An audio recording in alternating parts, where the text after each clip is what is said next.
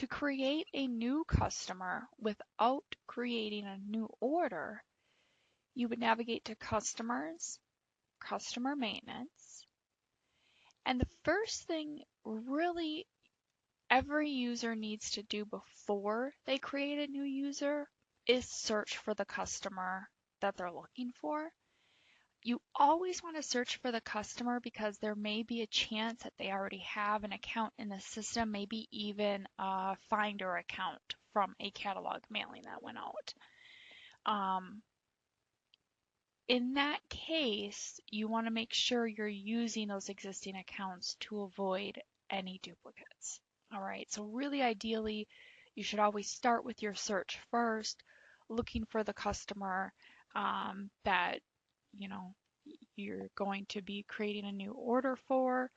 I'm just gonna say maybe the last name is White and maybe the zip code's 56345, and in this case I'm finding no matches found. So from here I can select this new customer button in the top left corner of the customer search. And what this does is it tells the system to go out and find me the next available customer number and issue that to my record. And once I select OK, now I can go ahead and begin to enter my customer information. Now, when I enter details into the search and then I hit new customer, that information automatically comes into my customer record here. I could change it if I needed to for some reason, but again, we did that search first, so it's pulling in that information that we already entered in the search criteria. If I did not do a search first, so in this case, I'm just going to kind of clear that out and start over from the start. In the customer number field, I can just hit my enter key, and this tells the system to grab me that next available customer number so I can start to create my customer count as well. So there are two different ways to start a customer. Again, it's always recommended that you search for your customer first to avoid creating any duplicate accounts. Now, once you start to create your customer record, the default will default to country in this case because this is what this client is set up for. And most of our clients at this time are set up for country, but there will be a default set up there. You can change this country, so if it does need to be somewhere else, you can go ahead and update that, and that will also go ahead and update your phone number country code as well. Now, in this case, we're just going to stick with United States, and we're just going to go ahead and fill this in here. So as you are entering the details, you do need to have like a first and last name or company, and then also an address. And as you tab through the fields, you'll notice that when you tab out of address 3, it goes right to the zip code field. And this is because when you enter that zip code, the system's going to look for a city-state match based off of that zip code and then automatically update the city and the state. Now, in some cases, that zip code may be the zip code for more than one city.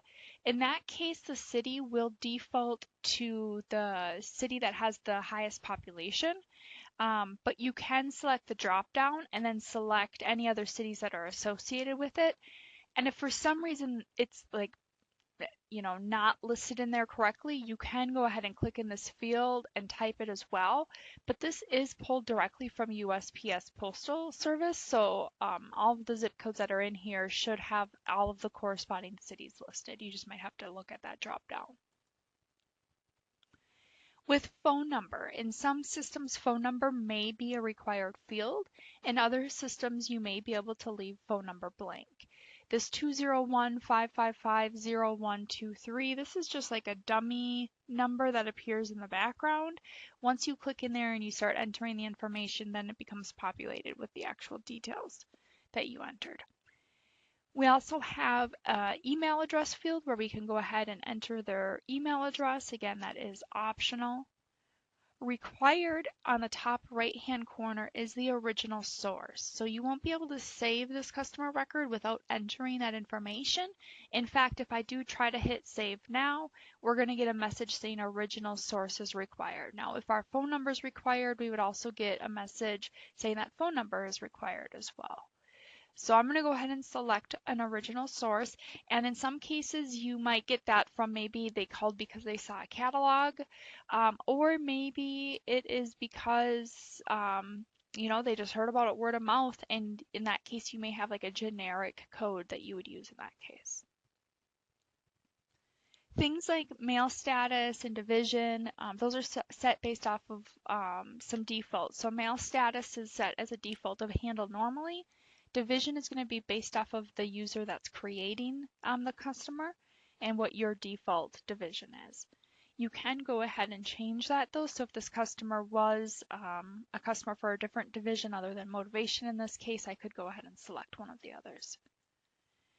And then consumer category. So what type of a customer is this? In some cases, it might just be the default, and you're never going to change that. In some cases, it might be one that you need to change because maybe they have a special discount associated with them, for example. All right, then down on the bottom of the screen, we do have some places where additional information can be stored, but typically this is historical information, like once a customer has an account and they've, built up some history. So typically what you're going to do at this point is you would go ahead and just save this customer. Now I am going to just recall that customer here just so you can see everything that I entered here appears exactly as I entered it. If there was some special note, I could have added that initially before I saved it, or I could go ahead and add it now at this time. Orders is going to be blank until the customer places orders. Addresses, we could go ahead if the customer wanted to have a different ship to address, we could go ahead and add one. Order notes will be blank until the customer places orders and has order notes on their account. Accounting is where we would go if we needed to set this customer up for any sort of terms, or apply a credit limit,